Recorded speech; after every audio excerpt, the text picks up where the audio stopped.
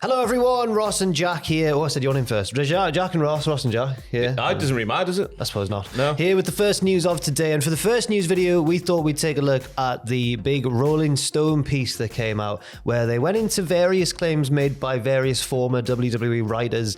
Some of them wish to remain anonymous, some of them have been named, and we're just going to go through all the stories mentioned, all the claims made, and we'll see what comes out of it. But yes, as we all know, Vince McMahon has been at the forefront of an abuse scandal following a lawsuit filed by former employee Janelle Grant, who revealed alleged trafficking, abuse, and more in the workplace within WWE.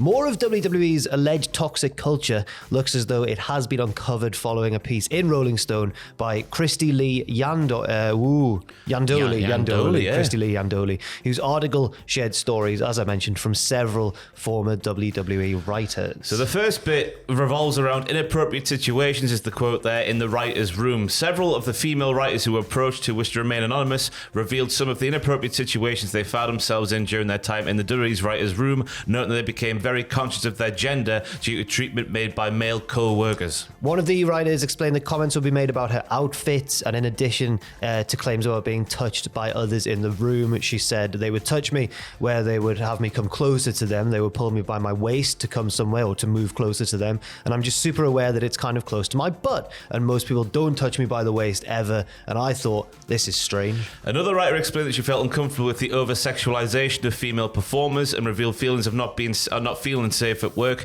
It was noted that several women's writers complained about their experiences to WHR, explaining unsafe feelings. Though those who attended these meetings claimed that WWE did not take it seriously, and any worries or concerns brought up were swiftly ignored. One of the people involved as well was former WWE employee Charlie Caruso, who revealed just this week that there were instances in WWE where she felt like she should have gone to HR, but ultimately she did not do so. Have you watched that? No. So there's Maven, who was referred to as Marvin by Piers Morgan throughout the interview. Oh, the Piers Morgan thing. Yeah, there's Vince Russo, there's Charlie Caruso, there's Coachman, and then they bring in Phil Mushnick for a run-in after Vince Russo's just slated him. So Vince Russo and Phil Mushnick just go backwards and forwards, and they're all just confirming, like, was the portrayal of Vince McMahon in that documentary accurate, rather than defending or going against them. In fact, a lot of them go against them, right? Go against Vince McMahon. But yeah, Charlie Caruso was on there, and she did say that. I can't remember what it was about, but she did say that. I can't confirm. There were instances where she should have gone to HR, but then ultimately didn't.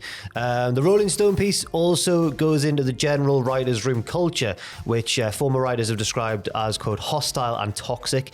Even when pitching ideas that Vince McMahon liked, the writer, one of the writers who talked to Rolling Stone, went on to explain that scripts would still get constantly torn up before shows, something that's been reported so many times. Every week it was back in the day. Figure 4 Weekly, Brian Alvarez would always be like tweeting, this Raw was just before Raw went on the air, be like, they're still writing it now. Yeah. So yeah, one of the writers went into that a little bit. Yeah, they're saying it doesn't really matter what he said in that creative room, or if he loved it at an earlier point, it was still going to get torn up before the show. By the time Monday rolled around and we were all in the production meeting, something else was going to happen. It almost felt like a joke, like we were just there to satisfy Vince's whims. We were all Vince McMahon transcribers. I think Vince enjoyed the manipulation. He liked changing things. He liked keeping people on their toes. I generally felt like this isn't to benefit the show or the storyline. Vince just really enjoys making people squirm. And that's one of those things where, like, when it was happening during the latter days of Vince's time in charge of creative, and it just seemed like storylines weren't making sense as much, or they weren't, things would be changed and it would make the show worse than what people assumed was going to be the logical path to go down. Yeah. A lot of people were assuming this as well, but it's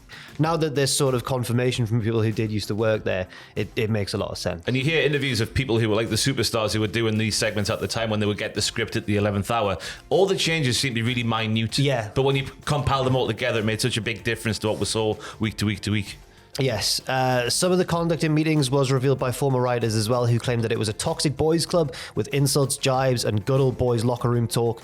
One person said the more someone was promoted and the closer they got to that innermost circle, the more volatile it got and the more you dealt with some of these good old boys, which I guess is like Vince loyalists within the writers' room. Yeah, you Pritchards, you know who they are. It was explained that the atmosphere inside the room changed whenever Vince wasn't present, with it becoming far more peaceful, jovial, and easy. Yeah, I can imagine that is true. Then he would walk in. Yeah, and change things on a whim.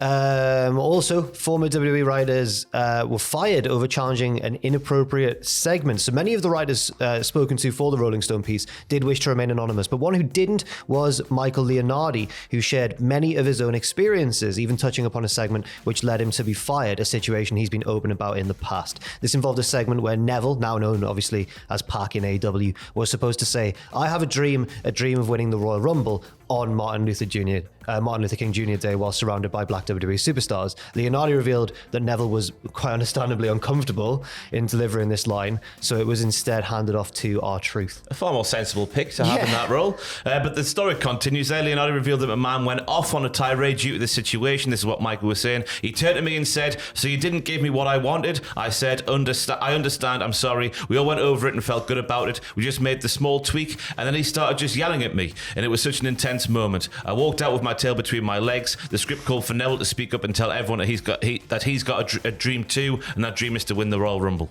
Yeah. A spokesperson for Vince McMahon has denied this situation ever happened to Rolling Stone, calling it ridiculous. And while these are all, allegations and everything, a lot of it, when you compare them with the bigger picture that's come out about WWE, and then stuff that we already assumed about WWE and the culture backstage in the days of the Vince regime, it all sort of makes a big picture. It all makes sense. It's all pretty consistent, isn't it? Yeah. All follows the same sort of vibe of it being all right until Vince McMahon came in. Then it would just be what Vince wanted rather than what either the storyline needed or what the writers who were putting together the storyline wanted to do to make the storyline go in a linear fashion. Yes. It's worth mentioning as well that in the piece, it was specified by one person, I think one of the anonymous sources, but I'm not certain on that, but somebody said that it seems like things have improved under Triple H, and I think they called him, like, quote, a great leader. Yeah. So at least hopefully things are improving, but there's always going to be, so close to Vince being shuffled away from the company, there's going to be remnants of that old regime still there. Yeah, but one thing they did make clear in that Piers Morgan thing is just everyone was like, he's definitely done. There's no coming back for Vince McMahon, which I think we all knew.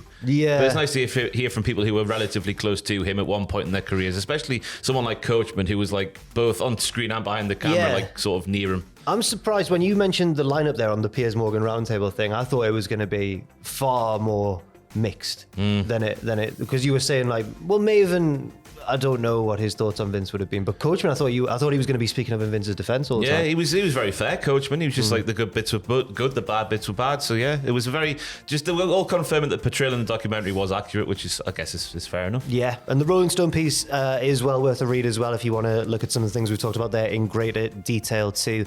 We'll be back with more news later on today on this very channel as well. Some just general news from around the wrestling world. Some nicer news, hopefully. What's coming on the channel this week? We had a big weekend with videos. We had the Anoa'i family being ranked from worst to best. Worst to best, not best to worst to best. Okay. The worst starting at the bottom. I guess we can guess who that is after most recent happenings. Other videos happened. The podcast came out on Friday, and we've got more stuff this week that I don't know what it is, but it's happening. Yes, I've also got a weirdest episode in the works. It'll be ready probably sometime early to mid-November. It'll be no. Right in your diaries now. Early to mid-November. It's there. It's going to be a banger. It's going to be. I just want to give Luke plenty of time to edit it because I imagine he's got to sift through my ramblings and make a coherent video and everything. It's probably quite difficult. Thank you very much for watching this video. Leave your thoughts and opinions in the comments section down below. And as I mentioned, there'll be another news video on this channel later on today and general coverage at cultaholic.com as well. I've been Jack. This has been Ross,